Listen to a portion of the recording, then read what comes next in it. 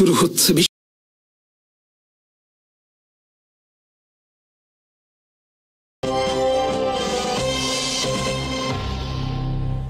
শুরুতেই সংবাদ শিরোনাম। সিরিয়ায় ব্যাপক হামলা ইসরায়েলের। সিদা থেকে সেনা সরিয়েছে সিরিয়ান আর্মি। ভারতের সেনা সর্বাধিনায়ক অনিল চৌহান বলেছেন, পুরনো অস্ত্র দিয়ে যুদ্ধে জেতা যাবে না। ইসরায়েলে হামলা ইয়েমেনের। কমছে যুক্তরাষ্ট্রের বিমানবাহী রণতরীর সংখ্যা। সিরিয়ার রাজধানী দামেস্কে বুধবার ব্যাপক ভিত্তিক বোমা হামলা চালিয়েছে সন্ত্রাসী রাষ্ট্র ইসরায়েল। হামলার অন্যতম লক্ষ্যবস্তু ছিল সিরিয়ান সেনা সদর দপ্তর, প্রতিরক্ষা মন্ত্রণালয়ের ভবন এবং সিরিয়ার প্রেসিডেন্ট প্রাসাদের আশেপাশের এলাকা। হামলায় কমপক্ষে ৩০ সিরিয়ান সেনা, প্রতিরক্ষা মন্ত্রণালয়ের একাধিক কর্মকর্তা নিহতের খবর পাওয়া গেছে। মঙ্গলবার সিরিয়ান আর্মি সিদা এলাকা নিয়ন্ত্রণ নেওয়ার পরদিন ইসরায়েল হামলা পরিচালনা করল সিরিয়ার রাজধানীতে। সিদা এলাকায় ইসরায়েলপন্থী দ্রুজ সম্প্রদায়কে রক্ষার নামে ইসরায়েল এই হামলা শুরু করেছে বলে জানিয়েছে তেল আবিব। হামলার ভিডিও প্রকাশ করে ইসরায়েলের প্রতিরক্ষা মন্ত্রী ইসরায়েল কাটস বলেছে, সিরিয়ায় যন্ত্রণাদায়ক হামলা শুরু হয়েছে মাত্র। ইসরায়েলের গণমাধ্যমের খবরে বলা হয়েছে, বুধবার দামেস্কে হামলার ফলে সিরিয়ান আর্মি সিদা থেকে সেনা সরিয়ে নিয়েছে। সিরিয়ার সরকার বলেছে, বুধবার দুই দেশের মধ্যে যুদ্ধবিরতির অংশ হিসেবে তারা সেখান থেকে সেনা সরিয়ে নিয়েছে। জাতিসংঘ, তুরস্ক, ইরান, সংযুক্ত আরব আমিরাত, ইউরোপিয়ান ইউনিয়ন, নরওয়ে, কুয়েত নিন্দা জানিয়েছে সিরিয়ায় ইসরায়েলের হামলার। এছাড়া গোটা বিশ্ব সম্পূর্ণ নীরব রয়েছে সিরিয়ায় ইসরায়েলের এই হামলার বিষয়। ইসরায়েল আগে থেকে বলে আসছে, দ্রুজ সম্প্রদায়ের কোনো ক্ষতি হলে সিরিয়ায় হামলা চালাবে তারা। গত শুক্রবার ইসরায়েলপন্থী দ্রুজ মিলিশিয়া বাহিনী হামলা শুরু করে সিরিয়ান বেদুইন এবং সরকারপন্থীদের ওপর। এরপর থেকে সিদা এলাকায় সংঘর্ষ ছড়িয়ে পড়ে ইসরায়েলপন্থী দ্রুজ মিলিশিয়া বাহিনী এবং সিরিয়ান সরকারপন্থী মিলিশিয়া বাহিনীর মধ্যে। দ্রুজ মিলিশিয়া বাহিনী দমনের উদ্দেশ্যে সিরিয়ান আর্মি সোমবার সেখানে সেনা মোতায়েন করতে চাইলে পথিমধ্যে তাদের উপর মিসাইল হামলা চালায় ইসরায়েল। কিন্তু ইসরায়েলের হামলা উপেক্ষা করে সিরিয়ান আর্মি মঙ্গলবার সিদা এলাকায় পৌঁছায় এবং অঞ্চলটির নিয়ন্ত্রণ নেয়। সিদার দ্রুজদের রক্ষার নামে বুধবার থেকে সিরিয়ায় বড় ধরনের হামলা শুরু করল ইসরায়েল। সিরিয়া, লেবানন এবং ইসরায়েলে ১০ লাখের বেশি দ্রুজ সম্প্রদায়ের মানুষ রয়েছে। সিরিয়ার গোলান মালভূমিতে রয়েছে ২০,০০০-এর বেশি দ্রুজ সম্প্রদায়ের মানুষ। সিরিয়ান গোলান মালভূমিতে ১৯৬৭ সালে দখল করে ইসরায়েল, যা মেনে নেয় দ্রুজরা। দ্রুজরা সেখানে ইসরায়েলকে ২৫,০০০-এর বেশি ইহুদিদের বসতি স্থাপনেরও অনুমতি দেয়। ২০২৪ সালের ৮ ডিসেম্বর সিরিয়ার গণহত্যাকারী শাসক বাশার আল আসাদের পতনের পর ইসরায়েল গোলান মালভূমির কাছে মাউন্ট হরমন পর্বত সহ সিরিয়ার আরও অনেক এলাকা দখল করে নেয়। এরপর ইসরায়েল তাদের দখলীকৃত এলাকার সুরক্ষায় দক্ষিণ সিরিয়ার বিশাল এলাকা বাফার জন্য ঘোষণা করে। এরপর সিরিয়ার দক্ষিণে সিদা সহ বিভিন্ন এলাকায় সিরিয়ান আর্মি মোতায়েন না করার জন্য সাবধান করে দেয় সিরিয়ার নতুন সরকারকে, যা সিরিয়ার সার্বভৌমত্ব ও ভৌগোলিক অখণ্ডতার প্রতি চূড়ান্ত অবজ্ঞা। বৃহত্তর শান্তির লক্ষ্যে সিরিয়ার নতুন সরকার একে মেনে নিলেও সিদা এলাকায় ইসরায়েলপন্থী দ্রুজ মিলিশিয়া বাহিনী ইসরায়েলের প্রশ্রয়ে ত্রাসের রাজত্ব কায়েম করে এবং মঙ্গলবার সেখানে সেনা পাঠাতে বাধ্য হয় সিরিয়ার নতুন সরকার। বর্তমানে উত্তর ইসরায়েলে রয়েছে ১ লাখের বেশি দ্রুজ সম্প্রদায়ের মানুষ। সিরিয়ান আর্মি, পুলিশ সহ বিভিন্ন নিরাপত্তা সংস্থায় ব্যাপকভাবে নিয়োজিত রয়েছে দ্রুজ সম্প্রদায়ের লোকজন। দ্রুজ সম্প্রদায় আল্লাহতে বিশ্বাস করে এবং নিজেদেরকে আলাদা ধর্মীয় সম্প্রদায় হিসেবে দাবি করে। তাদের ধর্ম বিশ্বাস নিয়ে রয়েছে নানা ধরনের বিতর্ক। এদিকে গাজায় চলছে মৃত্যুর মিছিল। বুধবার ইসরায়েলের হামলায় নিহত হয়েছে অর্ধশতাধিক ফিলিস্তিনি। এর মধ্যে বুধবার গাজার খান ইউনিসে ইসরায়েল যুক্তরাষ্ট্র পরিচালিত একটি ত্রাণ শিবিরে ত্রাণ আনতে গিয়ে পদদলিত হয়ে নিহত হয়েছে কমপক্ষে ২১ জন। বুধবার ইসরায়েলের ৪ দফা মিসাইল হামলা চালিয়েছে ইয়েমেনের হুথি আর্মি আনসারাল্লাহ। এর মধ্যে জুলফিকার নামক একটি ব্যালিস্টিক মিসাইল সরাসরি আঘাত করেছে ইসরায়েলের গুনিয়ন বিমান ঘাঁটিতে। এছাড়া অপর একটি মিসাইল আঘাত করেছে ইলাক বন্দরে। হুথি আর্মি মুখপাত্র ব্রিগেডিয়ার জেনারেল ইয়াহিয়া আল সারি এই দাবি করেছেন এক বিবৃতিতে। এছাড়া হামাসের সামরিক শাখা আল কাসাম ব্রিগেড এবং ইসলামিক জিহাদের আল কুদস ব্রিগেড বুধবার গাজায় কয়েকটি অপারেশন পরিচালনা করেছে ইসরায়েলের সেনা অবস্থান লক্ষ্য করে। তবে হামলায় ক্ষয়ক্ষতির বিবরণ এখনও সামনে আসেনি। কাসাম ব্রিগেড সর্বশেষ ১ সপ্তাহে গাজায় ইসরায়েল আর্মির ওপর পরিচালিত কয়েকটি দুর্ধর্ষ হামলার ভিডিও প্রকাশ করেছে। ভিডিওতে দেখা গেছে হামাস যোদ্ধারা জীবনের কোনো পরোয়া না করে ইসরায়েল আর্মির খুব কাছ থেকে হামলায় পরিচালনা করছে একের পর এক। ভারতের সেনা সর্বাধিনায়ক অনিল চৌহান বলেছেন, পুরনো অস্ত্র দিয়ে আজকের যুগে যুদ্ধে জেতা যায় না। আজকের দিনে যুদ্ধে জিততে হলে প্রয়োজন উন্নত প্রযুক্তি আর আধুনিক অস্ত্র, আর সে অস্ত্র বিদেশ থেকে আমদানি করলে হবে না, নিজ দেশে উৎপাদন করতে হবে এসব অস্ত্র। বুধবার নয়াদিল্লিতে একটি সেনা ওয়ার্কশপে একথা বলেন অনিল চৌহান। অনিল চৌহান বলে, গতকালের অস্ত্র দিয়ে আজকের যুদ্ধে জেতা যাবে না। আজকের যুদ্ধে জিততে হলে আগামীকালের প্রযুক্তি ব্যবহার করতে হবে, পুরনো সিস্টেম দিয়ে কাজ হবে না। তিনি বলেন, যে কোনো সংঘাতের সময় বিদেশি প্রযুক্তির উপর নির্ভর করলে তা ভারতকে দুর্বল করে দিতে পারে। আমদানি করা প্রযুক্তির উপর নির্ভরশীলতা আমাদের প্রস্তুতি দুর্বল করে দেয়। ড্রোন কিভাবে কৌশলগত ভারসাম্য বদলে দিয়েছে আমরা সকলে তা দেখেছি। এটা কোনো সম্ভাবনা নয়, এটাই এখন বাস্তবতা। প্রতিদিন আমরা সেই বাস্তবতার মুখোমুখি হচ্ছি। ভারত পাকিস্তান সর্বশেষ যুদ্ধে ভারতের যুদ্ধ বিমান খোয়া যাওয়ার কথা প্রথম প্রকাশ্যে স্বীকার করেন অনিল চৌহান। দীর্ঘকাল ধরে ভারত বিশ্বের শীর্ষ অস্ত্র আমদানিকারক দেশ। দেড় যুগ ধরে বিশ্বের শীর্ষ অস্ত্র আমদানির তালিকায় অধিকাংশ সময় ছিল ভারতের নাম। কিন্তু বিদেশ থেকে বিপুল পরিমাণ অস্ত্র আমদানি করেও ভারত এখন পর্যন্ত বিমান শক্তিতে অতিক্রম করতে পারেনি পাকিস্তানকে। গত কয়েক বছরে পাকিস্তানের বিরুদ্ধে যুদ্ধে প্রতিবার শোচনীয় পরিণতি বরণ করেছে ভারতীয় এয়ারফোর্স।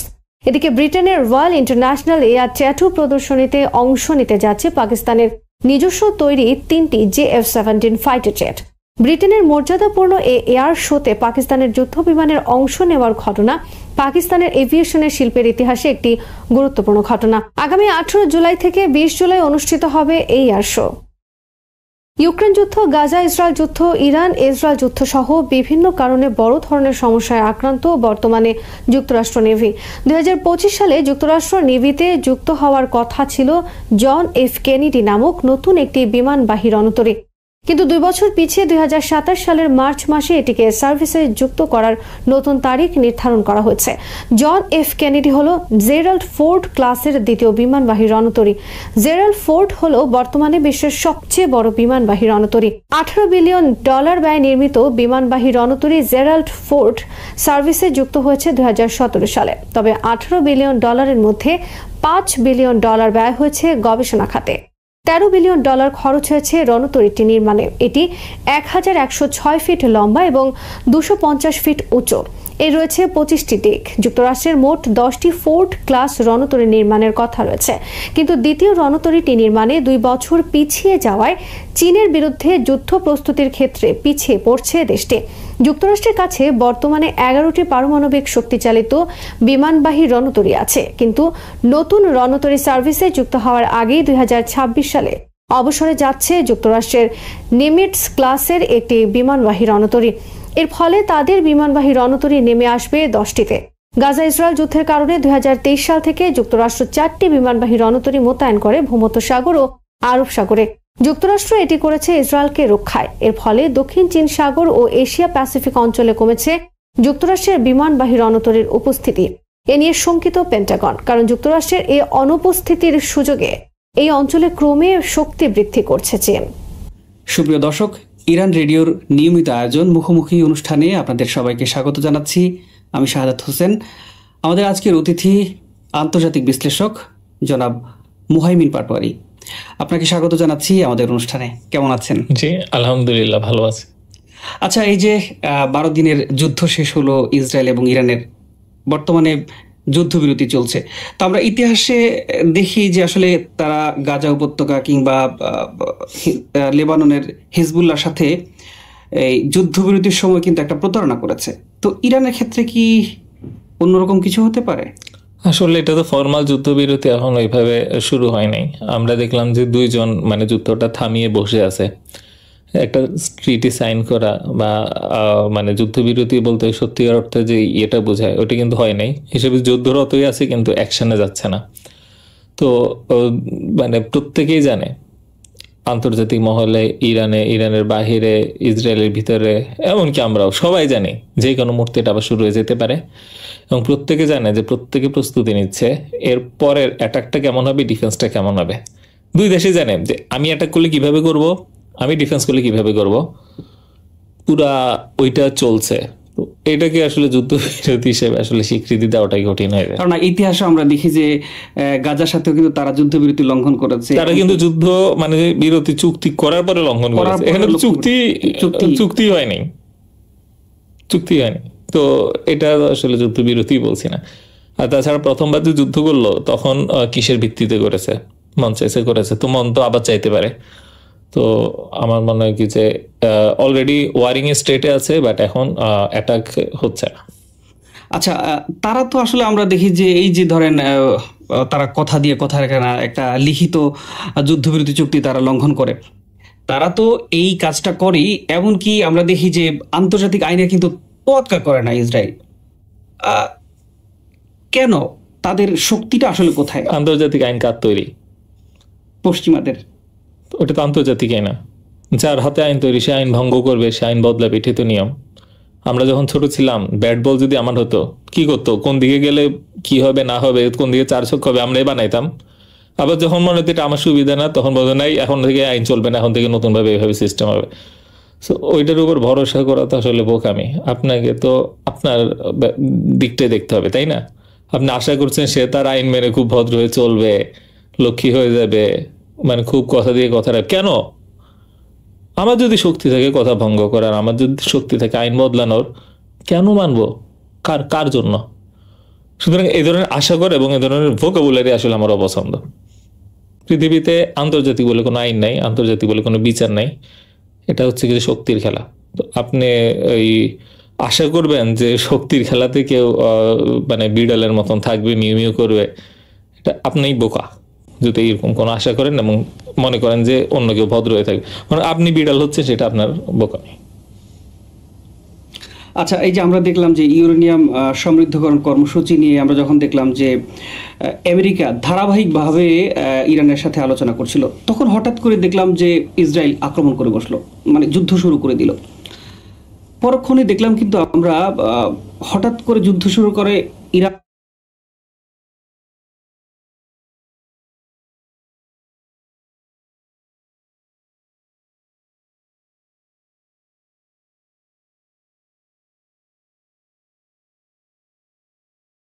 একটা অপ্রস্তুত অবস্থায় পড়ে গেল। পরবর্তীতে খুব দ্রুতই দেখলাম আমরা তারা কাম ব্যাক করলো এবং পরবর্তীতে তেল আবিবকে কিছুটা নাকানি চুবানি দিয়েছে ইরান। এই যে হঠাৎ করে আক্রমণ এবং খুব দ্রুত কাম ব্যাক করা, ইরানের শক্তিটা আসলে কোথায়? ইরানের শক্তি তো বেশ কয়েকটা জায়গায়। ইরানের কিছু ইউনিক বা অনন্য বৈশিষ্ট্য আছে যেটা আসলে অনেক দেশেরই নাই, মুসলিম দেশ তো দূরে থাক। প্রথমত সে ডলার সিস্টেমের বাহিরে। কেমন?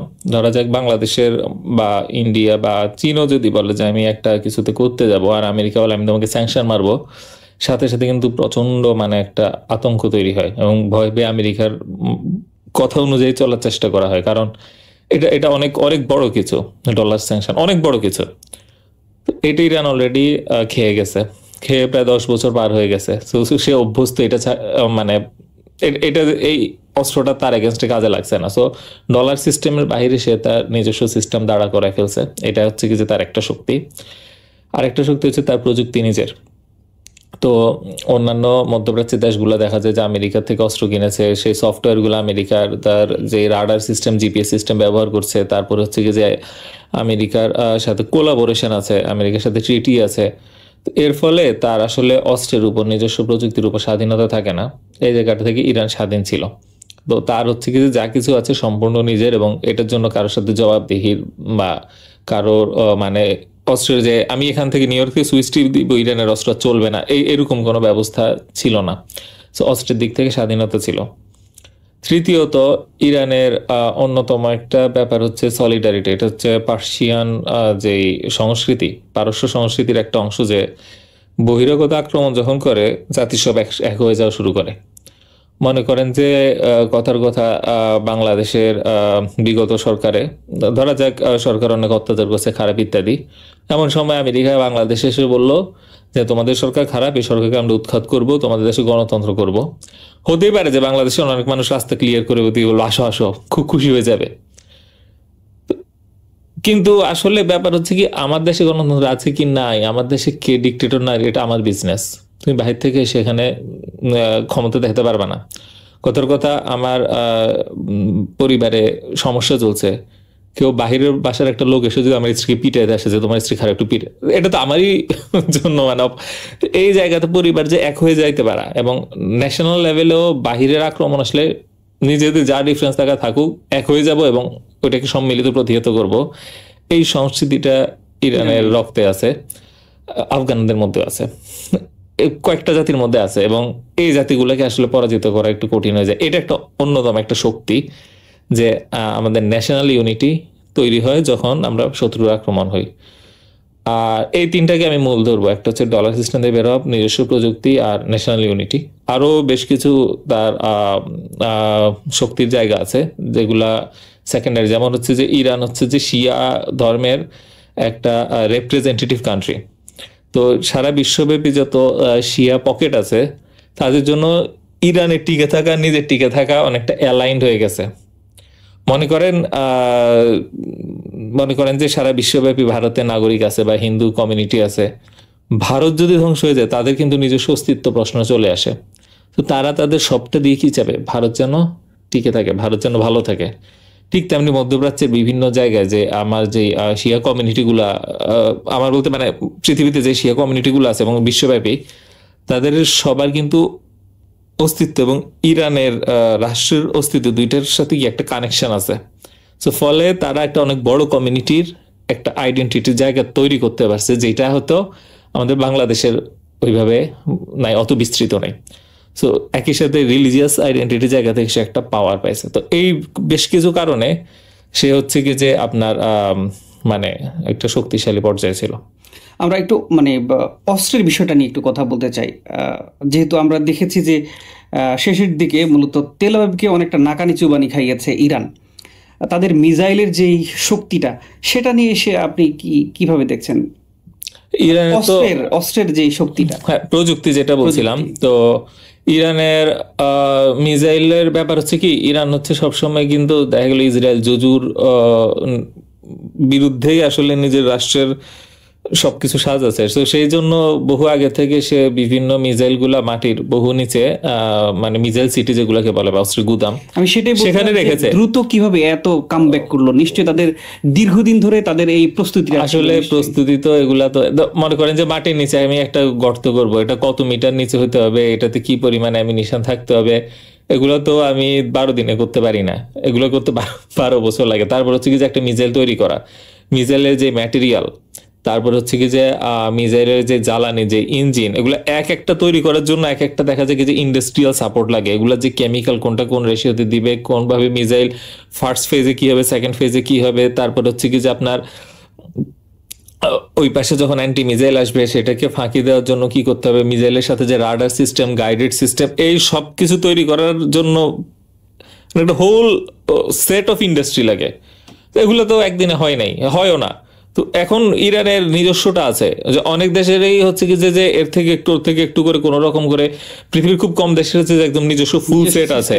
তো এই ফুল সেটটা তৈরি তো হয়েছে তো একদিনের, এটা তো ইরান তো স্যাংশন আছে বছরের পর প্রায় 50 বছর ধরে কোনো না কোনো রকম স্যাংশন আছে। মিসাইলের উপর স্যাংশন তো দীর্ঘদিন ধরে চলে আসতেছে। তো এই যে দীর্ঘদিন চলে আসতেছে, তো তখন বাধ্য হয়ে এই সিস্টেম তৈরি করতে পেরেছে। তো এখন যেহেতু তার নিজস্ব জিনিস আছে এবং তার নিজস্ব আন্ডারগ্রাউন্ড ফ্যাসিলিটি আছে, তার উপরে হচ্ছে কি যে মানে নিজস্ব বিজ্ঞানী আছে। ধরা যাক একটা মিসাইলের ব্যাটারি নষ্ট হয়ে গেল, তো এখন আমি বিজ্ঞানী না, আমার টেকনিক্যাল সাপোর্ট নাই। সো এই অবস্থাতে আমি 2 দিনের মধ্যে এটা রিকভার করতে পারি না। সো আমার যখন হচ্ছে কি যে ফুল টিম আছে, তো এই জিনিসগুলো ইজিলি আর কি ফিক্স করে ফেলা যায়। মনে করেন যে বাংলাদেশের গার্মেন্ট শিল্পের কথা যদি বলি, আমাদের কিন্তু পুরো শিল্পটা একদম হোল সেট আছে। তো দেখা গেল যে একটা গার্মেন্টস একটা অংশ নষ্ট হয়েছে, খুব দ্রুতই সে কিন্তু ম্যানেজ করে ফেলতে পারবে। তো 12 দিনে তো আসলে অনেক অল্প সময়। কথা এটা যদি 1 বছরে চলতো, তাহলে দেখতেন যে নিজস্ব শিল্প কারখানার মধ্যে দিয়েই তার মেরামত সিস্টেম বা এগুলো সব তৈরি হয়ে যেত, এবং এটার জন্য যে খুব বেশি মানে অন্যের উপর নির্ভরশীল হতে হতো তা কিন্তু না। তো এই যে তার যে ইকোসিস্টেমটা আছে, ডিফেন্স ইকোসিস্টেম, তো সেইটা আসলে বলবো তো অলরেডি বলেছি এটা একটা মানে শক্তির কারণ। তো এই প্রস্তুতিটা আসলে সমস্যা হচ্ছে অন্যান্য দেশে তেমন নাই। যেমন আমরা 1967 সালে দেখেছি যে মিশর বলা যায় কি যে একদিনে হেরে গেছে। 6 দিন যদিও যুদ্ধ চলে, একদিনে তার হচ্ছে কি যে বিমানগুলো এমন ভাবে রেখে দিল মনে যেন সে জেনেভা বিমানবন্দরে মানে সবচেয়ে শান্তিপূর্ণ জায়গায় যুদ্ধ বিমান রেখেছে। তো ইসরায়েল বিমানগুলো ঘুরে এসে একদিনে শেষ করে দিছে। আমরা যেমন ইরাকের ক্ষেত্রে দেখেছি যে সাদ্দাম হোসেনের সময়, তখনও কিন্তু তার যে এয়ার পাওয়ার, ওই কুয়েতে যখন আক্রমণ করল 1991 খুব সম্ভবত, খুব দ্রুত শেষ করে দিছে। তো বর্তমানে যুদ্ধগুলো যেটা হয় যে আসলে তো ফার্স্ট এয়ারে লড়াইটা হয়, এয়ার সুপিরিয়রিটি তৈরি করার আগ পর্যন্ত যে ক্ষয়ক্ষতিটা ম্যাসিভ হইতে থাকে, তার একজন জিতে যায় ওর। তো ইরানের আকাশটার লাস্টের দিকে ইসরায়েল অনেকটা প্রায় দখল করে নিতে পেরেছিল। শুরুর দিকে দেখলাম কিন্তু আসলে তারা শুরুর সময়ে তাদের প্রস্তুতি কিন্তু ছিল না, যদিও হঠাৎ করে আক্রমণ করেছে, কিন্তু ইরান তো একেবারে মানে আকাশ প্রতিরক্ষা একেবারে অনেকটা দুর্বল প্রকাশ পেয়েছে শুরুর দিককার হামলা, এটা আমরা কিন্তু ইরানের আকাশ প্রতিরক্ষা ব্যবস্থা আসলে এটা তো মানতেই হবে যে ইসরায়েলের মতন তো কখনোই না। এখন ব্যাপার হচ্ছে ইসরায়েলের যে টেকনিক্যাল সাপোর্ট, ইসরায়েলের যে ম্যাটেরিয়াল সাপোর্ট, এটা সারা বিশ্বের বেস্ট ইন্ডাস্ট্রিয়াল পাওয়ারের কম্বিনেশন। ইরান নিজে একা তো এখন এটা তো কখনোই সমান হতে পারবে না। আর ইসরায়েলের যে বিমান F-35 সেটা কত মানে 14টা মনে হয়, আমি আবারও একটু দেখা উচিত, রাষ্ট্রের সম্মিলিত ইন্ডাস্ট্রিয়াল পাওয়ারের কালেকশন। এটার এক একটা পার্ট এক একটা দেশ তৈরি করে, যেই দেশ যেই পার্টের সেরা সে সেটা তৈরি করে। সো একটা হিউম্যান ইঞ্জিনিয়ারিটির একটা কম্বিনেশন। এটার সাথে তো আসলে ইরান জাস্ট একটা উদীয়মান একটা শিল্প, এটা সম্ভব না। এবং আমরা দেখেছি যে লাস্টের দিকে ইরানের আকাশটা ইসরায়েল প্রায় দখল করে ফেলেছিল, কিন্তু ওর যে গোপন মিসাইল যে অ্যামিনিশন গুলো আছে সেটা যে এত কাজে দিবে সেটা যে এত কাজে দিবে, এবং এত ভ্যারাইটি মিসাইল আছে যে এত রকমের ফাঁকি দেওয়া যায়। তো এটা আসলে সারা দুনিয়ার জন্যই বেশ একটা চমক ছিল। আর সবচেয়ে বড় ব্যাপার হচ্ছে ইসরায়েলের যে একটা ব্লাফ ছিল যে তার আকাশ দুর্ভেদ্য, সেই ব্লাফ নষ্ট হয়ে গেছে। এখন এবং আমরা দেখি যে শেষ দিকে কিন্তু ধরেন আমেরিকা কিন্তু অনেকটা তড়িঘড়ি করে যুদ্ধবিরতির প্রস্তাবটা নিয়ে আসলো এবং তারা মোটামুটি কার্যকর করা করলো। সেক্ষেত্রে আমরা কিন্তু দেখেছি ইরান কিন্তু নিজের থেকে যুদ্ধবিরতির কথা বলেনি, তাই তো? কিন্তু হঠাৎ করে আপনি কি মনে করেন কেন আমেরিকা তড়িঘড়ি করে 12 দিনের শেষের দিকে এসেই তারা যুদ্ধবিরতির বিষয়টা টেনে নিয়ে আসলো? এটা তো আসলে ভিতরের ব্যাপার হচ্ছে, এই কারণে কি আপনি কি কিছু তথ্য হচ্ছে আপনাকে দেওয়া হয়, কিছু তথ্য আপনার সামনে আছে, অনেক তথ্য আপনাকে কখনোই দেওয়া হবে না। ওইটা আমরা বাহির থেকে আপনি যেটা বললেন সেটা আমরা ধারণা করছি যে তেল আবিবের যে রকেটের যে রকেট মানে মিসাইল ডিফেন্স সিস্টেমে যে রকেট গুলা একদম শেষ হয়ে আসাতে সে রেশনিং শুরু করেছিল, যে কিছু কিছু এলাকায় মিসাইল আসতে গেলে সে চুপ করে বসতে, কারণ ওই পরিমাণ তার না করতে গেলে দেখা গেল যে আরো ক্ষতি হয়। আর ইরানের হাতে কতগুলো মিসাইল আছে এটাও কিন্তু আসলে আমরা জানি না, প্রেডিক্ট করতে পারে। এখন হতে পারে যে আমেরিকা নিজে বা ইসরায়েল নিজে চিন্তা করছিল হয়তো তার কাছে আর অনেক আছে, আমি পারবো না, এটা একটা। আবার হতে পারে ইরানও এমন একটা ভান দেখাইছে যে অনেকগুলো আছে, আসলে তো তারও বললাম আর কি। এটাই তো হচ্ছে কিছু যুদ্ধের খেলা, আপনাকে এমন ভাবে দেখতে হবে যেন আপনি শেষ, আপনি কোনো ইনফিনিট পাওয়ার আছে, তো সে ভয়েই চলে। এখন এটা আসলে বাহির থেকে বলা তো মুশকিল। তো যেহেতু ইসরায়েল বা আমেরিকার ইন্টেলিজেন্স নেটওয়ার্ক বেশি স্ট্রং, আমরা ধারণা করতে পারি ইসরায়েলের যে মানে anti defence ballistic missile anti defence system ছিল, সরি অ্যান্টি ব্যালিস্টিক মিসাইল তো সিস্টেম ছিল, তো তার তুলনায় হয়তো ইরানের ইয়েটা আরো বেশি ছিল, সেই জন্য তো তাড়াহুড়ো করেছে। কারণ ওই শেষের দিকে আসলে বেশ ক্ষয়ক্ষতি, কিন্তু হ্যাঁ ক্ষয়ক্ষতি, ইরানেরও ক্ষয়ক্ষতি হচ্ছিল, কিন্তু ইরান এত বড় রাষ্ট্র, এত বেশি মানুষ, মানে ইটস টু বিগ। ধরেন আপনারা হচ্ছেন 50 জন, আমরা হচ্ছি 5 জন। তখন আবার একজন মরে গেলে আমার যে ভয়, আপনার মানে আর আছি মাত্র 4 জন, এখন আপনার 5 জন মেরে ফেললে আছে আরো 45 জন। তো তার মানে হচ্ছে কি যে গেমে আমি পিছিয়ে, তেল আবিব তো ছোট একটা, ইসরায়েল তো ছোট একটা জায়গা, ইরান তো বিশাল। তো এত বড় দেশ তো আসলে এটা তো গাজা না যে মন চাইলো ইচ্ছা মতন বম্বিং গুলো ধ্বংস। তো এইভাবে আসলে মানে, তবে একটা বিষয় হয়তো মেনশন করা উচিত যে এখানে একটা গেম চেঞ্জার ট্রাম্প কার্ড ছিল, যেটা বর্তমান বিশ্বে অনেকে ফেলবে না, সেটা ইরান অ্যাডভান্টেজে কাজে দিয়েছে, সেটা পরমাণু বোমা। সো এই একটা জায়গায় ইরান একদম পরাজিত। যদি কথার কথা সে পরমাণু বোমা মারতো তাহলে আসলে ইরানের ম্যাসিভ ক্ষয়ক্ষতি হতো, কিন্তু ইরানকে পরমাণু বোমা আসলে না বানানো ছাড়া এখন আসলে গেমে ইকুয়াল ফুটিং এ থাকার কোনো আমার মতে ভবিষ্যতে কোনো সুযোগ নেই। আচ্ছা, এই যে পরমাণু সমৃদ্ধকরণ কর্মসূচি নিয়ে দীর্ঘদিন আমরা দেখেছি যে ইসরায়েল বলে আসছে, এমনকি আমেরিকা ধারাবাহিকভাবে তাদের সাথে বৈঠক করেছে, বা এই যে যুদ্ধটা হলো, আপনি আসলে কি মনে করেন যে এরই মধ্যে আসলে ইরান পুরোপুরি সক্ষম হয়েছে বা কিংবা বানিয়ে ফেলেছে পারমাণবিক অস্ত্র? আপনি কি মনে করেন? আসলে ধারণার ভিত্তিতে এগুলা বলা তো মুশকিল। ইরান যদি পরমাণু বোমা বানাতো, তো সেক্ষেত্রে একটা আমাদের যে ভূমিকম্প হয়, সেই ভূমিকম্পটা আমরা লক্ষ্য করতাম। কয়েকটা ভূমিকম্প হয়েছে, কিন্তু ভূমিকম্প হলে ওই ভূমিকম্পের বিশ্লেষণ করে পশ্চিমারে আগে বলে দিতে পারতো যে মানে না, এই ভূমিকম্পটা ন্যাচারাল না, এটা পরমাণু সৃষ্ট। যেমন নর্থ কোরিয়া যখন করেছে বলেছিল না, একটা অস্বাভাবিক ভূমিকম্প দেখলাম। তো সোফার এই ধরনের কোনো রিপোর্ট পাই নাই। খুব সম্ভবত পরমাণু বোমা এখনো তৈরি করেনি। আর পরমাণু বোমা প্রথম বিস্ফোরণ করা আর সেটা মিসাইল দিয়ে ওই দেশে পাঠানো, দুইটা কিন্তু আলাদা ব্যাপার। পরমাণু বিস্ফোরণ করতে পারা মানে হচ্ছে ওকে, আমি ফার্স্ট এটা মানে এই টেকনোলজিক্যাল অ্যাচিভমেন্টটা ফার্স্ট স্টেপটা নিয়েছি, দেন এটাকে ছোট করে মিসাইলের মাথার মধ্যে ঢুকায়, তারপরে ওইরকম ওয়ারহেড ক্যারি করার মতো হোল সিস্টেম দাঁড়া করে, তো আরও কিছু সময় লাগে। তো আপনি তো আর বিমানে নিয়ে উপদেশ থেকে হিরোশিমা নাগাসাকি, ওই সিস্টেম তো এখন ওইভাবে হয় না, কারণ আকাশ প্রতিরক্ষা ব্যবস্থা সবাই অনেক কঠিন। হ্যাঁ, আর তাছাড়া বিমান ইরানের ওই পর্যায়ে এখনো পৌঁছেন, এবং পৌঁছানোর কথা না, এটা খুবই খুবই সফিস্টিকেটেড টেকনোলজি যদিও।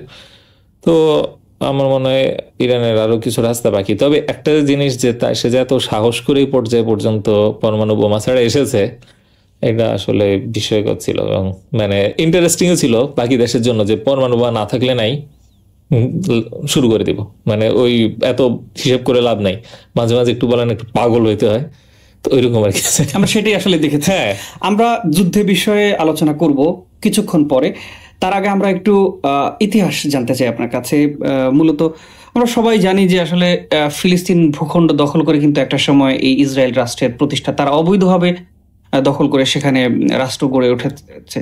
অনেকেই জানার আগ্রহ, আসলে এই ইসরায়েল রাষ্ট্রটা আসলে কিভাবে প্রতিষ্ঠা হয়েছিল সেটা একটু আমরা জানতে চাই। এটা তো লম্বা ইতিহাস, 100 বছরের রক্তের স্রোতের, বন্যার এবং অশ্রুর স্রোতের মধ্যে দিয়ে তিলে তিলে এই দখলদারিত্বটা। সেজন্য আসলে ইসরায়েলের ব্যাপারে কেউ বলে না ইসরায়েল জয় করেছে ফিলিস্তিন।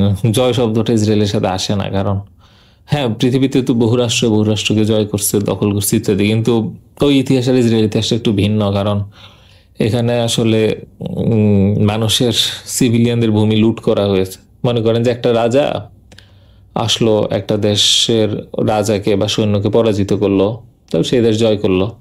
তার মানে এই না যে সিভিলিয়ানের জমি রাজা নিজের নামে লিখে ফেলবে। বুঝা গেল তফাৎটা? ইসরায়েল যেটা করেছে, যে ব্যক্তি মানুষের সম্পত্তি সে নিজে মানে দখল করে নিয়েছে, যেটা হচ্ছে কি যে মূল ব্যাপার, এবং এইটা তিলে তিলে করেছে। তো ইসরায়েল অবশ্যই খারাপ কাজ করছে, এটা সারা বিশ্ব প্রায় স্বীকার করবে। আমরাও খারাপ কাজ করছি, আমরা যা করা দরকার ছিল তা করিনি, বরং বর্তমানে ইসরায়েলের সংস্থায় সমঝোতার মধ্য দিয়ে ফিলিস্তিনের জনগণকে বিক্রি করে দেওয়া হচ্ছে। তো মানে শুধু যে যুদ্ধে আমরা পরাজিত এবং যুদ্ধে আমরা অবহেলা করেছি তা না, তার পাশাপাশি শান্তিপূর্ণ চুক্তির মধ্যে দিয়ে ইসরায়েলের এই দখলদারিত্ব এবং অন্যায়কে আমরা মানে অনেক মুসলিম দেশ স্বীকৃতি দিয়ে দিচ্ছে, এটা আরো দুঃখজনক। মানে ইসরায়েলের পুরো ইতিহাসটা হয়তো ইচ্ছা করে বললাম না, কারণ এটা তো আসলে বহু ধাপে ধাপে ধাপে ধাপে ধাপে ধাপে এই পর্যায়ে এসেছে এবং এখনো চলছে এই ধাপগুলা। তো ওভারঅল যদি এক লাইনে বলি, সে হচ্ছে যে মানুষের ব্যক্তিগত ভূমি সে নিজের নামে দখল করে নষ্ট করেছে। মানে ইসরায়েলের অংশটাকে কেন দখল বলে আর বাকি বিশ্বের দেশগুলোকে কেন, এইটার কারণটা আমি বলি এটাই, যে কারণ এখানে মানুষের জমি অন্যায়পূর্বক ছিনাই নিয়ে আরেকজনের কাছে বিক্রি বা লিখে দেওয়া হয়েছে। এটা আসলে রাজার কাজ না। রাজার সাথে রাজার লড়াই হবে, শাসন বদলাবে, কিন্তু এমন না যে আমার ঘরবাড়ি, আমার ব্যক্তিগত সম্পত্তি কেউ তুলে নিয়ে আরেকজনের নামে দিয়ে দিবে। ঠিক এই কাজটা করেছে ইসরায়েল। আমরা আবারও ফিরি যুদ্ধের বিষয়টা নিয়ে। আমরা দেখেছি এই 12 দিনের যুদ্ধের মধ্যে ইরানের যে মিত্র শক্তিগুলো ছিল, চীন কিংবা রাশিয়া, তারা কিন্তু সরাসরি কোনো পদক্ষেপ নেয়নি। এই বিষয়টা আসলে আপনি কিভাবে দেখছেন? না, চীন আর রাশিয়া আসলে পদক্ষেপ নিবেও না। তো এটা আমি প্রথমে বলেছি, ওরা আসবে না। কারণ একটা কিন্তু জিনিস কেন কি, বিশ্লেষণ কারণ বল। কারণ রাশিয়া ইউক্রেন নিয়ে ব্যস্ত আছে, এটা বুঝতে হবে। রাশিয়ার প্রেম, রাশিয়ার হতাশা, রাশিয়ার ভালোবাসা, রাশিয়ার চাওয়া পাওয়া সবকিছু হচ্ছে ইউক্রেন। এবং চীনের প্রেম, চীনের হতাশা, চীনের ভালোবাসা, চীনের স্বপ্ন সব হচ্ছে তাইওয়ান। তো এখন তারা তো তাদের জায়গাতেই ব্যস্ত। এটা তারা এই জায়গাটা থেকে ছেড়ে এসে নতুন আরেকটা জায়গায় কখনোই ফুলি এঙ্গেজড হবে না। তারা তাদের জায়গা থেকে যতটুকু মানে করার অতটুকু, মানে তাদের যতটুকু মনে করেছে যে তাদের করা দায়িত্ব অতটুকু করেছে। কিন্তু এখানে সম্পর্কটা এমন না যে ব্লাডের সাথে ব্লাডের সম্পর্ক। মনে করেন যে কিন্তু আমরা তো ইরানের অস্তিত্বের উপর চীনের অস্তিত্ব রক্তের সাথে রক্তে মিশে নাই। আমি দুইজন বন্ধু হতে পারি, আপনাকে পুলিশে ধরে নিল, তার মানে এই না যে আমি আপনার জন্য জীবন দিয়ে মানে সব করবো। আপনি যেহেতু আমি ভাই না, আমি ভাই না। এইটা পাড়ার বন্ধুত্ব না যে ওই ওই পাড়ার এসে একে মারলো, একে ধরলো, এমনি হয় না। এগুলা এটা খুব সূক্ষ্ম স্বার্থ এবং ক্যালকুলেট। যেই দিন না ইরান ওই সিচুয়েশন তৈরি করতে পারে যে ইরানের উপর আক্রমণ মানে কাইন্ড অফ চীনের উপর আক্রমণ, অথবা এমন চুক্তিতে আসতে পারে যে চীন আর ইরান একেবারে আন্তর্জাতিক সকল ক্ষেত্রে এক লক্ষ্যে একভাবে একসাথে কাজ করবে, ততদিন পর্যন্ত এটা কখনোই হবে বলে আমি আশা করছি না যে একজনের জন্য আরেকজন যুদ্ধে শরিক হয়ে যেতে পারে। মনে করেন ইরান যদি পৃথিবীতে কারো জন্য সবচেয়ে বেশি রক্ত অস্ত্র দিয়েছিল, তার মধ্যে একটা গ্রুপ হতে পারে হুতি, হিজবুল্লাহর জন্য বা কিছু ক্ষেত্রে আসাদের জন্য করেছিল। সিরিয়া তারা ইরানের জন্য কিছু করার হয়তো চেষ্টা করবে। কেন? কারণ তাদের অস্তিত্ব ইরানের সাথে যুক্ত। ইরান যদি না থাকে তার নিজেরই অস্তিত্ব থাকবে না হয়তো। কিন্তু এটা না। ইসরায়েল যদি না থাকে, মধ্যপ্রাচ্যে আমেরিকার মূল ফুটহোল্ড চলে যাবে। পশ্চিমা শক্তির যে এক্সটেনশন সেটা হচ্ছে ইসরায়েল। সে কারণে এটাকে টিকায় রাখা তার জন্য গুরুত্বপূর্ণ, ইরানকে টিকায় রাখা ওই পর্যায়ে গুরুত্বপূর্ণ না। কিন্তু ইরান যদি পড়ে পাকিস্তানের জন্য খুব ইনসিকিউর একটা পজিশন হবে। সো পাকিস্তান খুব হাম্বিতুম্বি করলো, কিন্তু যতক্ষণ না পর্যন্ত ইরান দখল হইতে হতে পাকিস্তানের বর্ডারের কাছাকাছি পর্যন্ত যাবে, ততক্ষণ পর্যন্ত সে ওই লেভেল পর্যন্ত যাবে না। এটা স্বাভাবিক। ঠিক চীনও বুঝতেছে যে ইরান ফল করলে তার জন্য আসলে ভালো কিছু হবে না, সেই জন্য সে বারবারই পক্ষ নেবে। পক্ষ নেওয়া, লড়াই করা, দুইটার মধ্যে অনেক দূরত্ব আছে। তো ইরানের সাথে চীনের সম্পর্ক ভালো মানে এই না যে আপনার সাথে আমার সম্পর্ক ভালো, কেউ তো খারাপ বলে নাই। তার মানে কি যে আপনি মায়ের খেলে আমি আমার রক্ত দিয়ে আপনাকে লড়াই করে বাঁচাবো? হয়তো না। হ্যাঁ, হতে পারে যে আমি আল্লাহর কাছে প্রতিদান চাই সেজন্য আগাইতে পারি, কিন্তু এই এই এই আন্তর্জাতিক সম্পর্কগুলো কিন্তু আল্লাহর প্রতিদান বইভাবে এখানে তার উপরে রাষ্ট্রগুলো মুসলিমও না। এখানে স্বার্থ যতদিন না পর্যন্ত এক হচ্ছে ততদিন পর্যন্ত এই যুদ্ধে একজন আরেকজনকে সাহায্য এইভাবে করার কোনো যুক্তি আমি দেখি না। সেক্ষেত্রে আমি যদি বলি মধ্যপ্রাচ্যের অশান্তির কারণ এটাই তো লক্ষ্য ছিল এই ইসরায়েলের যে যুদ্ধটা ইরানের সাথে। সেক্ষেত্রে মধ্যপ্রাচ্যের যে আরব দেশগুলো তারা তো প্রতিক্রিয়া দেখায়নি কেন? আরব আর পারস্যের মধ্যে সম্পর্কটা আগের থেকে ব্লাড কানেক্টেড ছিল। আগের থেকে একজন আরেকজনকে পছন্দ করছিল না, এরকম একটা লাইন আগে থেকে ক্রিয়েট করে। যদি আমি মনে করি যে উভয় যদি বলে যে আমরা মুসলিম, আমরা পারস্য আরবের উপরে আরেকটা কিছু, শিয়া সুন্নির উপর আরেকটা কিছু, ওই পরিচয় নিয়ে আমরা সবাই আমরা এক হয়ে গেছি, ওই জায়গাটা কিন্তু এখন আমরা পৌঁছাই নাই যে একজন আরেকজনের জন্য মনে করেন যে কাতার আর সৌদি এই দুইজন বলতে পারে যে হ্যাঁ তুমি আরব আমি আরব, তুমিও সুন্নি আমিও সুন্নি, তোমার আর আমার মধ্যে আসলে এরকম পার্থক্য কোনো জায়গায়, আমরা এক। তোমার উপর যদি অ্যাটাক আসে তার মানে আমার উপর অ্যাটাক আসতেই পারে, যেভাবে ফিল করতে পারে। ইরানের সাথে ওই সম্পর্কটা এখনো মধ্যপ্রাচ্যে নাই যে ইরানের উপর আক্রমণ আসলে অন্যান্যরা ওই ফিলটা করবে, বরং অনেকে খুশি হয়ে যায়। এটা বাস্তবতা, আপনাকে মানতে হবে। এখন ইরানের জন্য ডিপ্লোম্যাটিক স্ট্র্যাটেজিক একটা গোল হইতে পারে আমি এই লাইনটা দূর করে আমাকে তাদের এমন একটা আইডেন্টিটি আগে নিয়ে নিব যেন আমার উপর আক্রমণ আসলে তারা মনে করে আমার ভাইয়ের উপর আক্রমণ এসেছে। So, এগুলা তো লং টার্ম ভিশন, আমি বললাম আর কি, জাস্ট এটা পসিবল কি পসিবল না সেটা আরেকটা ডিসকাশন। বাট আমি থিওরিটিক্যালি বলছি যে এরকম যদি কখনো করতে পারে তাহলে দেখবেন ইরানের উপর যেদিন আক্রমণ আসবে বাকিরা বলবে তার মানে পরের দিন আমাকে মারবা। বর্তমানে কিন্তু ওইটা ভাবছে না, ভাবছে কি যে ওকে মারছে, ওকে তো মানে এমনিও ভালো লাগে না, ওকে মারছে মানে তো আমাকে মারবে না, আমার যাকে পছন্দ করি না ওকে মারলে কি নাকি আমার। তবে হয়তো একটু একটু ভয় ছিল এবারে, তো এবারে দেখছি অন্যান্য বারে যেভাবে ইরান বিরোধী একটা বয়ান, ওইবারে কিন্তু এটা আসে নাই, কারণ কিছুটা আসলে ইয়ে কাজ করেছে যে জিনিসটা সুবিধার লাগছে না, এভাবে যদি হুটহাট আক্রমণ করে তো আসলে একটু আমার কি হবে। কিন্তু বিশ্লেষণ কি বলে, ধরেন মধ্যপ্রাচ্যে একটা সংকট তৈরি হলো, এতে তো নিশ্চয়ই অন্যান্য আরব মধ্যপ্রাচ্যের যে দেশগুলো আছে সেগুলো তো অবশ্যই প্রভাবিত হবে। অবশ্যই হবে। তো এই গাজাতে যে আক্রমণ হয়েছে, গাজাতে যে অ্যাটাক হয়েছে, এটা তো আরো বড় কারণ ছিল না ভয় পাওয়ার, তাতে কিন্তু তারা অ্যাক্টিভেট হয়নি। ব্যাপার হচ্ছে প্রত্যেকটা দেশে আমেরিকার মিলিটারি বেস আছে, এগুলো বুঝতে হবে। ধরেন আমার এখানে দুইজন আমেরিকা সৈন্য বসাই দিলেন, আমি ওয়াশিংটনের বিরুদ্ধে কি লড়াই করতে যাবো, এখানেই তো মেরে ফেলবে। তো আমি তো আসলে স্বাধীন না।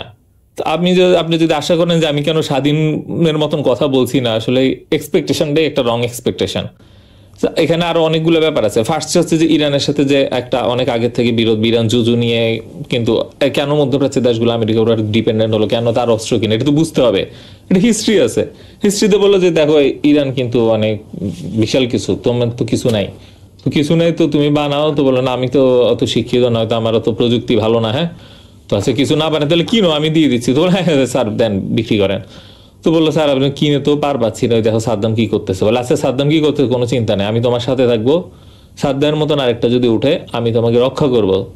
তো তখন বলো ওকে স্যার তাহলে তো আরো ভালো, তো আসেন আপনার আমি এক হয়ে যাই। তো এখন এই মুহূর্তে গাজা ইস্যুতে তখন বুঝলো যে আসলে তার এক হওয়ার জায়গাটা আসলে না বা ভুল ছিল, কিন্তু যতক্ষণ না বুঝেছে ততদিনে তো আসলে আমার হাত পা মুখ সবকিছু বাঁধার পর আপনি বুঝাইলেন যে আসলে আপনি আমাকে যে কোনো মুহূর্তে এখন অ্যাটাক করতে পারেন, তো কি করতে পারবো আমি, একটু নড়াচড়া করতে পারবো, ওইটা তো করছে, একটু নড়াচড়াই করছে। এই বাস্তবতা বুঝতে হবে আমাদের। আমরা অনেক সময় মনে করি যে তারা মানে সৌদি আর ইরান একই ভূরাজনৈতিক বাস্তবতায় আছে, না নাই। ইরান যা পারে সৌদি তা পারবে না, চীন যা পারে ওইটা ইরান পারবে না। মানে নর্থ কোরিয়া আর ইরানের স্বাধীনতার জায়গা কিন্তু এক সমান না। নর্থ কোরিয়া যেমন পৃথিবীর কিছুর সাথেই নেই, তার আশেপাশে তার ওইভাবে শত্রু অনেক বলতে গেলে, সাউথ কোরিয়া আছে একটু হয়তো, কিন্তু বা আমেরিকার বেসও আছে হোয়াট এভার, কিন্তু সেই তুলনায় ইরানের 4-5টা চিন্তা করেন, প্রায় সবগুলো দেশেই কিন্তু বেস আছে এবং ওখানে একটা রিলিজিয়াস কনফ্লিক্ট আছে, তার উপর ইসরায়েল, মানে অনেক অনেক ইস্যু আছে। তো সেই জন্য আর কি আরব দেশের থেকে যদি আমরা এমন কিছু আশা করি যেটা আসলে সে সক্ষম না, অলরেডি হারাই ফেলছে যে সক্ষমতা, তার যে অস্ত্রগুলো সেগুলো আমেরিকার অস্ত্র, সেগুলো দিয়ে সে ইসরায়েলের এগেইনস্টে কিছু করতে পারবে এই সম্ভাবনা আমি কোনোভাবেই দেখি না। কারণ এইসব অস্ত্র সফটওয়্যার গাইডেড সিস্টেম থেকে শুরু করে মেনটেন্যান্স, পার্টস, এভরিথিং ওখান থেকে আসে। আমেরিকা যদি বলে আচ্ছা আমি তো খারাপ, ইসরায়েল খারাপ, ঠিক আছে আমাদের সাথে আর অস্ত্রের ব্যাপারে কোনো কথা বললো না, ফোন রিসিভ করবো না, সাথে সাথে পায়ে পড়তে হবে স্যার মাফ করেন, স্বাবলম্বী হতে হবে আসলে। এটা ছাড়া উপায় নেই, বেসগুলো দূর করতে হবে। কারণ এই বেস থাকলে আমি আর এখানে আমেরিকান শুনে আমি ওয়াশিংটনের এগেনস্টে যাবো, এটা কি হয়, আমাকে এখানে মেরে ফেলবে। তার উপর এখানে তার ইন্টেলিজেন্সে আমার লোক থাকবে, কান পড়া দিবে, আমাকে বুঝাবে যে না স্যার আপনি ভুল করতেছেন। আমি রাজা বলবো না স্যার, জেনারেল এসে বলবো স্যার আপনি ভুল করতেছেন, এটা হবে না। আমি তো আসলে আলটিমেটলি একটা সিস্টেমের অংশ। সো মধ্যপ্রাচ্যের দেশগুলো কোনো প্রযুক্তি নেই। এই বিষয়টা নিয়ে একটু টেনে বলতে চাই যে গাজা উপত্যকায় ক্রমাগত ইসরায়েলের আগ্রাসন সেটি থেমে নেই, কিন্তু আমরা দেখি কি মুসলিম বিশ্ব সেভাবে কিন্তু এগিয়ে আসেনি। আমরা দেখেছি ইরান যেভাবে প্রতিরোধ এবং তারা যেভাবে আন্তর্জাতিক মাধ্যমগুলোতে যেভাবে গাজা উপত্যকার ব্যাপারে সিরিয়াস ছিল, সেক্ষেত্রে মুসলিম বিশ্ব কিন্তু এগিয়ে আসেনি। এই বিষয়টা আসলে আপনি কিভাবে দেখেন? এটা একটা ভালো প্রশ্ন। মুসলিম বিশ্ব বলতে আসলে অনেক রাষ্ট্র বোঝায়। আমরা পিস বাই পিস মধ্যপ্রাচ্যগুলো পিস বাই পিস আমরা একটু অ্যানালাইসিস করি। মুসলিম বিশ্বের মধ্যে আগে দেখতে হবে কার কার নিজস্ব সক্ষমতা প্রযুক্তি আছে এবং কার কার নিজস্ব স্বাধীনতা আছে, ওরা আগালো কি আগালো না, বা ওদের আগানোর ক্যাপাসিটি ছিল কি ছিল না ইত্যাদি। তো ফার্স্টে গাজার আশেপাশের দেশগুলোকে দেখি, জর্ডান সহ অন্যান্য। তো তারা তো অলরেডি কাইন্ড অফ ক্রিপলড সোল্ড এবং নিজস্ব কিছুই নাই। তো এখন এই অবস্থায় তারা নিন্দা জানানোর যেটা কতটুকু তারা সদিচ্ছার অভাব ছিল, কতটুকু সক্ষমতার অভাব ছিল, এই দুইটার ফাইন লাইনটা আসলে সবসময় ধরা একটু কঠিন হয়ে যায়। ধরা যাক আমি বললাম যে সক্ষমতার অভাব 50%, বাকি 50% কৃষি ছিল। একটা জিনিস হচ্ছে যে তারা যে পণ্য ব্যবহার করে, তারা যে বিলাসিতার জিনিস সব হচ্ছে কি যে পশ্চিম আমেরিকা কেন্দ্রিক। তাদের যে কনজাম্পশন প্যাটার্ন, তাদের যে ব্যাগ, তাদের জুতা, তাদের জামা কাপড়, তাদের যে আরাম করার প্রযুক্তি, এসি টেসি, এভরিথিং হচ্ছে কি যে ওয়েস্ট থেকে একদম ওইটার মধ্যে দিয়ে তারা বিলাসিতার মধ্যে একেবারে নিমজ্জিত। এই কমফোর্টেবল লাইফকে চ্যালেঞ্জ করে পারলে ডলার সেনশনকে পেট্রো ডলার চুক্তির মধ্যে কিন্তু তারা আছে। নিজের দেশের তেলের শিল্প ক্ষতি হতে পারে, নিজের বিলাসিতা ক্ষতি হতে পারে। বিদেশে আগে যেখানে দেখলে সম্মান করতো, লন্ডনে তাদের প্রায় $2 বিলিয়ন মতন অ্যাসেট আছে, নিউ ইয়র্কে অ্যাসেট আছে, তো এই অ্যাসেটগুলো ফ্রিজ করতে পারে। এত রিস্ক নিয়ে জাস্ট ইমানের জন্য চ্যালেঞ্জ করে, এটা তো 80 year কাজ, তাই না? 80 year কাজ। তো এখন ওই পর্যায়ে কি যেতে ভয় পেয়েছে, নাকি তার কখনো সক্ষমতা ছিল না, ক্যালকুলেশন করে দেখেছে আসলে করতে গেলে পারবো না? তো এই লাইনটা আসলে বোঝা কঠিন। আসলে যুদ্ধের স্পিরিট আর বিলাসিতার স্পিরিট কিন্তু ভিন্ন। আমরা যদি ইসলামের ইতিহাস দেখি, যতদিন পর্যন্ত আমাদের বিলাসিতা আমাদের শাসকদেরকে কাবু করে নাই, ততদিন পর্যন্ত যুদ্ধের স্পিরিটটা ঠিক ওই রকম চালু ছিল। যে মুহূর্তে তারা এর মাঝে ডুব দিল, সাথে সাথে কি দেখলাম ওই ইয়েটা নষ্ট হয়ে গেছে। তো এই জায়গাটা থেকে একটা ব্যাপার। এখন আপনি বলেন কি যাচ্ছে জিসিসির বাহিরে যদি আসে, আমি তো পিস বাই পিস বিশ্লেষণ করলে পাকিস্তান কেন কিছু করে নাই, মালয়েশিয়া কি করেছে, ইন্দোনেশিয়ার ভূমিকা কি ছিল, সমগ্র মুসলিম বিশ্ব আসলে সেভাবে তেমন কোনো ভূমিকাই নেই। ইরান তুলনামূলক সবচেয়ে ভালো লেগেছে যার পদক্ষেপ, সেটা ছিল হুতি। তার জন্য এটা অনেক স্যাক্রিফাইসের একটা জায়গা ছিল, কারণ তাকে অনেক ব্লাড দিতে হয়েছে। এবং সে হচ্ছে কি যে মাত্র সৌদি আরবের যে বিশাল একটা যুদ্ধ এবং একটা বিশাল ব্লকেট, যেটা গাজা ব্লকেট চলছে, ঠিক এভাবে 6 বছরের মতন সে ব্লকেটে ছিল। প্রচুর খাদ্য কষ্ট, ঔষধ এবং পত্র, হাসপাতালে বোমিং, স্কুলে বোমিং, সবকিছুর মধ্যে দিয়ে পার হয়ে মাত্র একটু শান্তিতে আসলো। তখন সে বললো আমি আবার যুদ্ধে যাব, শুধু তার জন্য। অথচ এই যুদ্ধে তাকে স্পর্শ এইভাবে। তো এই জায়গাটা থেকে আসলে তারকে আমি খুবই হিরোইক দেখি। হিজবুল্লাহ আলহামদুলিল্লাহ ভালোই চেষ্টা করেছিল। ইরান হয়তো তার উপর আক্রমণ করার আগ পর্যন্ত এইভাবে ডিরেক্টলি যায় নাই, কিন্তু এখন যেহেতু আক্রমণ শিখে রইল, এখন হয়তো আরো সামনে প্রোঅ্যাক্টিভ ভূমিকা পালন করবে। আমি যতটুকু জ্ঞান আছে সেটা দিয়ে বলি যে আসলে হতাশাজনক ছিল ওভারঅল মুসলিম বিশ্বের এই বিষয়টা, যে আমাদের মধ্যে ব্রাদারহুডটা মনে যেন এভাবে ছিল না। আমরা যেন ফিল করতে পারি না আমার একটা অঙ্গ আঘাত পাচ্ছে, আমার একটা ভাই আঘাত পাচ্ছে, যেটা পিপল লেভেলে আমরা দেখেছি, পাওয়ার লেভেলে ওইটা একদম মিসিং ছিল। আচ্ছা, আমরা এই ইসরায়েল এবং ইরানের যুদ্ধের সময় আমরা একটা দেখেছি সোশ্যাল মিডিয়াতে একটা ভিডিও ভাইরাল হয়েছে, সেটি হচ্ছে নেতানিয়াহুর, ইসরায়েলের নেতানিয়াহু ওই ভিডিওতে বলছিলেন যে পরবর্তী টার্গেট আমাদের পাকিস্তান। তো আপনি তো জানেন যে আসলে পাকিস্তান একটা পরাশক্তিধর দেশ, আমাদের একমাত্র মুসলিম দেশ।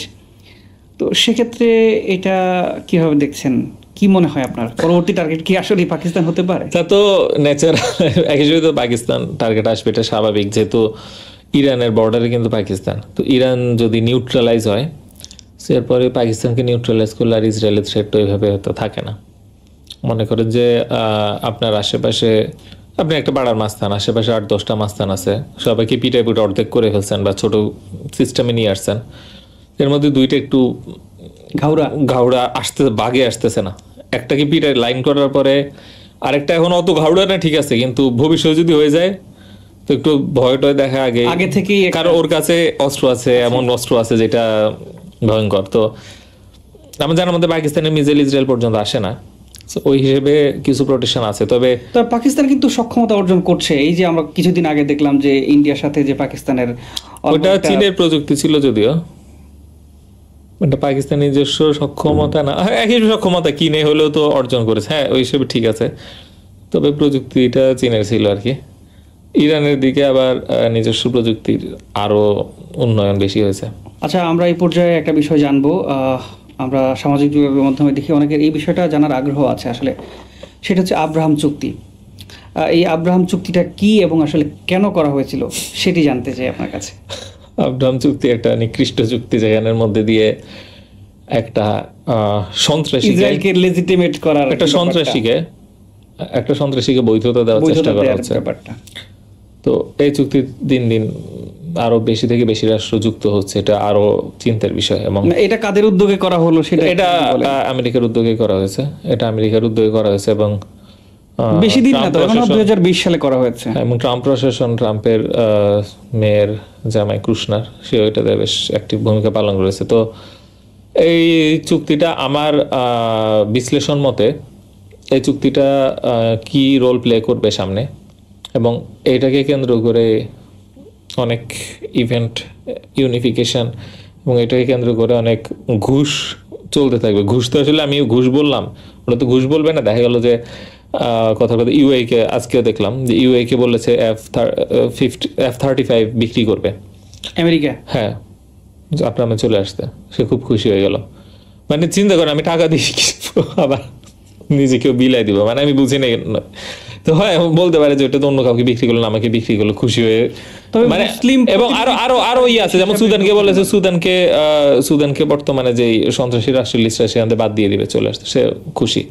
মরক্কোকে আবার বলেছে ওয়েস্টার্ন সাহারার উপরে তার যে ইয়ে আছে ওইটা অনুমতি দিবে, সেও খুশি। এইভাবে এক একজনকে এক একটা টোপ, যেগুলো ঘুষ আমি বলবো, তো দিয়ে আর কি রাজি করাচ্ছে। তো এবং যা দেখছি খুব সহজে বেশ মনে হচ্ছে আরো রাজি করে ফেলবে। বর্তমানে দুঃখজনক হচ্ছে যে সিরিয়াকেও চাচ্ছে, যে কারণ সিরিয়াতেও ইসরায়েল একদম কাছে এবং একটা বড় থ্রেট। তো কি চুক্তির আন্ডারে নিয়ে আসতে পারলে যে কোনো কিছু, যে বললো যে ডলার স্যাংশন তুলে দিচ্ছে অলরেডি ডলার স্যাংশন, তারপরে বললো যে আরো ওই ফ্রিজ করা অ্যাসেট ওগুলো ছেড়ে দিব, এই করবো সে করবো, অনেক কিছু দিয়ে উন্নয়নের প্রতিশ্রুতি দিয়ে আসতে দেখা গেল যে সিস্টেম করে ফেললো। তো আসলে এই জিনিসটা একটু বেশি চিন্তার বিষয়। মানে যারা গাজা বা ফিলিস্তিনের স্বাধীনতা যাদের জন্য, এটা সত্যি আমার মনে হয় ভবিষ্যতেও চিন্তার বিষয় থাকবে। আব্রাহাম চুক্তিতে যেইভাবে আসলে বাস্তবায়ন হচ্ছে এটা বেশ দ্রুতই লাগছে আমার কাছে। মানে এই চুক্তিটার আসলে স্পিরিটটা যদি আমি বলি এক কথায়, যে ইসরায়েল রাষ্ট্রটাকে সারা পৃথিবীতে যেরকম ভাবে ঘৃণার চোখে দেখে, সেই ক্ষেত্রে ধরেন মুসলিম বিশ্বকে এমনভাবে টোপ ফেলে তাদেরকে লেজিটিমেট দেয়, তাদেরকে তারাই যদি বৈধ থাকে তাহলে তার ঘৃণার চোখে দেখার কেউ নাই। কথার কথা, দ্বিতীয় বিশ্বযুদ্ধে চীনের উপর জাপানিরা ভয়াবহ নির্যাতন করেছে, ভয়াবহ, এটা ভাষায় প্রকাশ হচ্ছে। এখন চীনই যদি বলে না জাপান আমার বন্ধু, তো বাকিদের তো আর কিছু।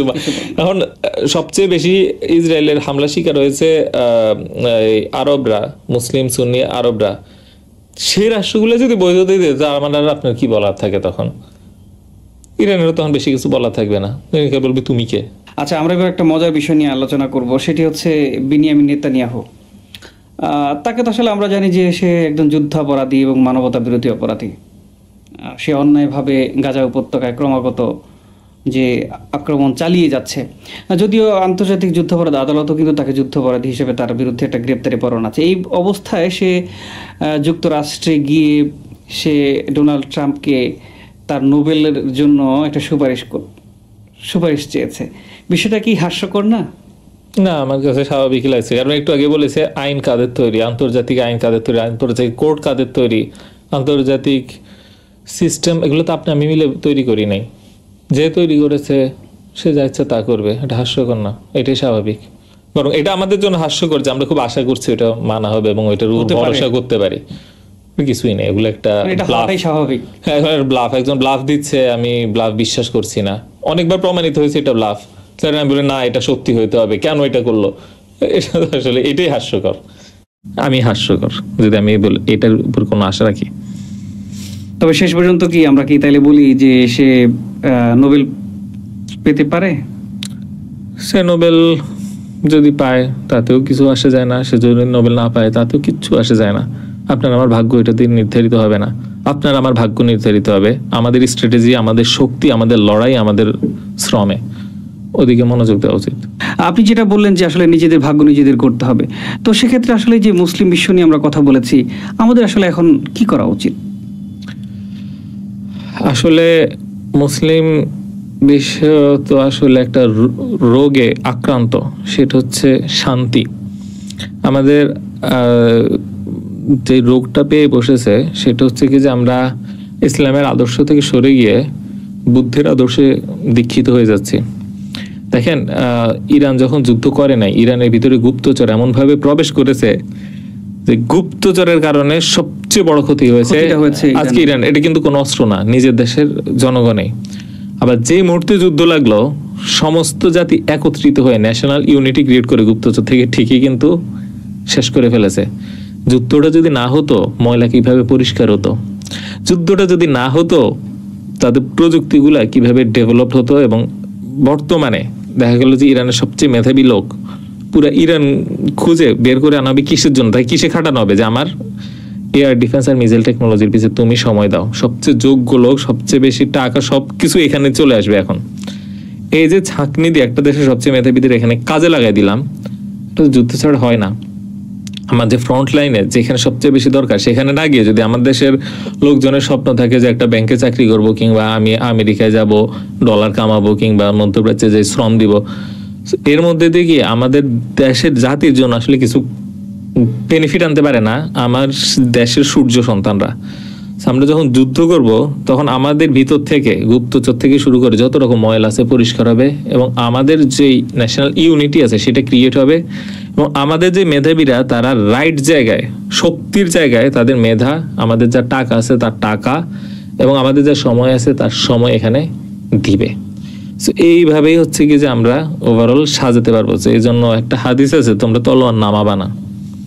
তলোয়ার যখন নামাই তখন কি আমাদের মধ্যে এই অপবিত্রতা এবং আমাদের যে সমস্যাগুলো বাসা বাঁধতে থাকে, তলোয়ার তুলে রাখবো আর এই ধরনের সমস্যা হবে না। তো মুসলিম জাতির সমস্যা হচ্ছে সবাই তলোয়ার নামিয়ে ফেলেছে। আমাদের সৈন্যরা এখন যুদ্ধ করে না, পিস কিপিং করে। এবং আমরা যাদের থেকে অস্ত্র কিনি সেই অস্ত্রগুলোর সাথে চুক্তি থাকে যে অস্ত্র কোন কোন খাতে। তো দেখা যায় কি যে আসলে আমেরিকা শত্রুর জন্য আমরা নিজেরা টাকা দিয়ে ওর অস্ত্রটা কিনে আনি, এবং আমাদের সৈন্যটাও আমেরিকা সৈন্যের মতোই কাজ করে।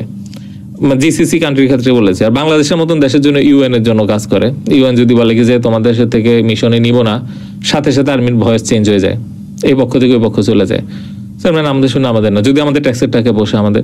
তো এখন এইরকম সিচুয়েশনের থেকে এই জাতিগত পরাজয়, লজ্জা এবং রোগের থেকে বাঁচার উপায় এই বুদ্ধের অহিংস শান্তি এইসব আদর্শ থেকে বিচ্যুত হয়ে ইসলামের আদর্শ উজ্জীবিত হওয়া, এবং কোরআনের মধ্যে ইসলামের আদর্শ শিখানো আছে, এবং কোরআনের মধ্যে ইসলামের যে ফ্যামিলি ভ্যালু, ইসলামের যে চেতনা, ইসলামের যেই জীবন বিধান, সবকিছু যদি আপনি অ্যানালাইসিস করেন দেখবেন ব্যবসা এবং যুদ্ধ এবং ঝুঁকি নেওয়া, রিস্ক টেকিং, এই সব কিছুর পুরা যেন একটা নার্চার করার একটা সোসাইটি তৈরি করছে। সো আমি যখন ওই ভিশনটা দেখি না, মিশনটা দেখি না, তখন আমি উদ্দেশ্যহীন থাকি। একবার দুর্নীতিতে জড়াই, একবার বিদেশে যাব, একবার মানে দেশদ্রোহী কাজ করবো। তো এই লক্ষ্যহীন অবস্থা। তো মুসলিম বিশ্বের সবগুলো দেশে এই লক্ষ্যহীন একটা অবস্থা তৈরি হচ্ছে। যুবকদের মধ্যে কোনো মিশন, ভিশন, চিন্তা, ন্যাশনাল ইউনিট কিছুই তৈরি হচ্ছে না। আমাদের আসলে গাজ একটা সিচুয়েশন তৈরি করে দিছে যেন সারা বিশ্বের মুসলিম বুঝতে পারে তারা কতটা নির্যাতিত, এবং সারা বিশ্বের মুসলিমরা একটা কমন কজ পাইছে যেটার জন্য তারা একত্রিত হতে পারে। তো এই সুযোগটা আল্লাহ আমাদেরকে দিছে, আমার ভাই বোনদের রক্তের বিনিময়ে। এই সুযোগটা কাজে লাগায় আমাদের চিন্তা, কাজকর্ম এবং স্ট্র্যাটেজিতে চেঞ্জ আনা উচিত। আপনাকে অনেক অনেক ধন্যবাদ আমাদের সময় দেওয়ার জন্য। সুপ্রিয় দর্শক, আজ এ পর্যন্তই। ভালো থাকুন, সুস্থ থাকুন, আর আমাদের চ্যানেলটি সাবস্ক্রাইব করে সাথেই থাকুন। আগামী পর্বে দেখা হবে আরও একজন অতিথির সাথে। সে পর্যন্ত আল্লাহ হাফেজ। শ্রোতা বন্ধুরা, বিশ্ব সংবাদে এই ছিল আমাদের সর্বশেষ আয়োজন। সঙ্গে থাকার জন্য আপনাদের সবাইকে অসংখ্য ধন্যবাদ।